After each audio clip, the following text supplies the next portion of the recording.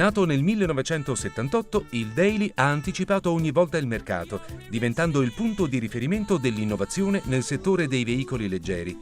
Il nuovo Daily è l'ultima evoluzione della gamma Iveco, profondamente rinnovato nell'estetica e nei contenuti. Fiore all'occhiello del nuovo Daily è il motore F1 diesel Euro 5 FTP Industrial da 3 litri twin turbo che sviluppa una potenza di 205 cavalli, affermandosi come motore più potente del suo segmento. Il nuovo Daily adotta soluzioni in grado di assicurare una maggiore comodità di guida.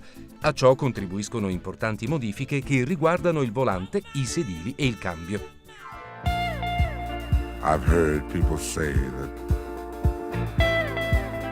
La presentazione del nuovo Daily ha coinciso con l'inaugurazione del Fiat Industrial Village, il primo centro polivalente di Fiat Industrial nel mondo, realizzato per vendere, assistere e presentare i prodotti di CNH, Iveco e FPT Industrial. Alla cerimonia hanno partecipato il presidente di Fiat Industrial, Sergio Marchionne, insieme a John Elkann e numerose autorità.